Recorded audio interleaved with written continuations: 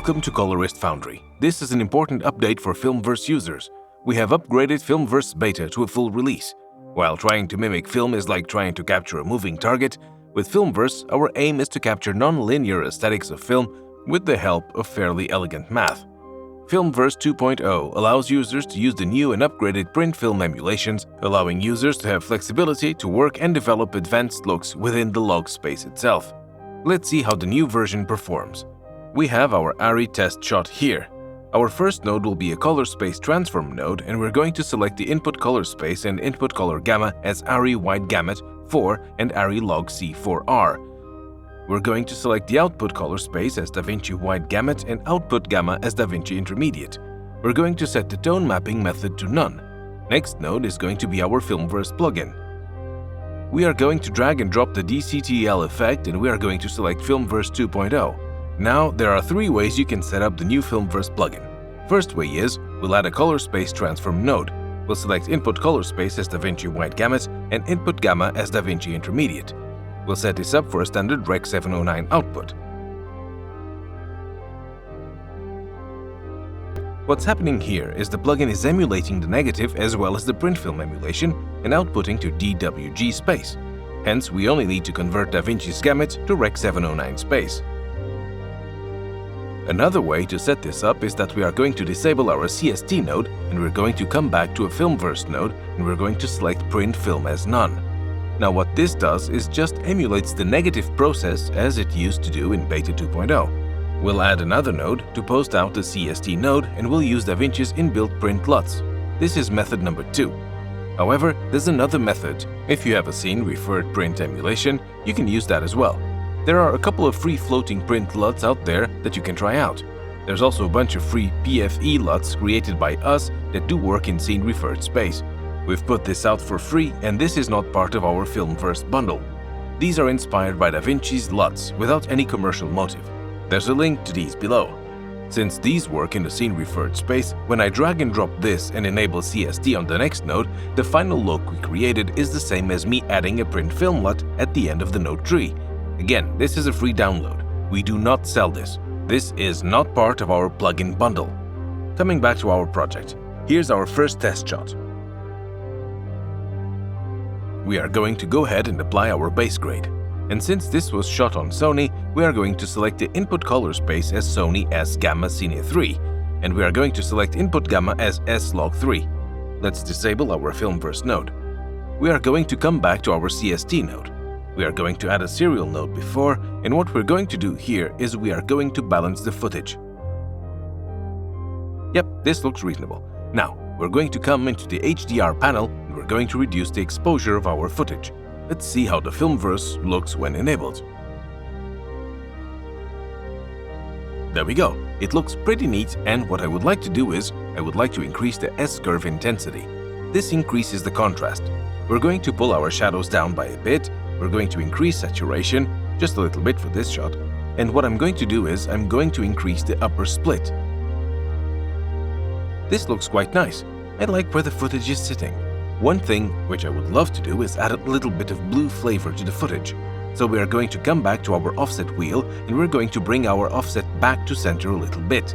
We're going to come to HDR, and we're going to decrease the exposure just a little bit more. And that's a final look. Let's grab a still and compare it to Rec 709. This is our standard Rec 709, and this is the Filmverse plugin. Our next shot, it's an outdoor shot. This was shot on Red Digital Cinema camera. We'll apply our base plugin.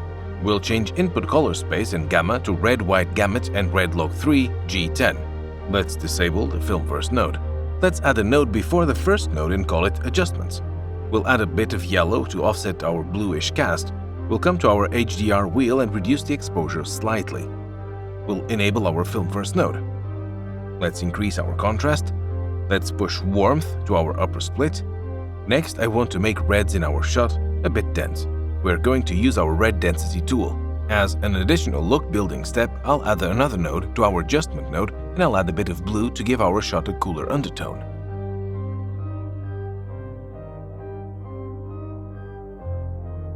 Let me see if I can push those highlights a bit.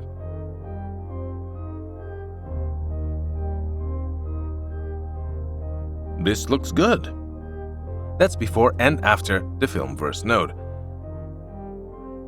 Our last shot here, this is a tricky one, and the reason for that is because it is a Rec. 709 standard shot, so we are going to go ahead and apply our grades. As you can see, it looks horrible. In the first input node, we are going to inform the plugin that the input shot is Rec. 709. This is not the right way to do it, but the only reason we are doing this is so that we can see how far we can stretch the Filmverse plugin before things start getting bad. The image is already nice to begin with. The color is a bit all over the place, so I'm hoping that putting this through the plugin will at least give a pleasing compression to the composition of colors. And this is before and this is after. With this image, I'd like a little less saturation and a bit more denser color, and a slightly contrasted look to really pull out that skin texture without overdoing it. Let's start with the red density slider. I'll increase it, and as I do, you'll see how reds in the skin becomes dense. Next, I'll decrease the saturation a bit. This looks like the correct direction for our image. Next, I'll pull our highlights all the way up. I'll decrease my highlight threshold until I can fully see what parts of my image are going to be affected. Now, I'll reset the highlights and slightly push them until the image looks nicely contrasted. This looks good. I'd like my skin to feel a bit more red than yellow. We can grab our skin hue and push it towards the left. There we go. Next, there's a bit of green-yellow tone in the highlights. If you push the upper split to right, you'll end up eliminating that from the highlights. I think I like it a bit better now. We can certainly decrease our saturation a bit more here.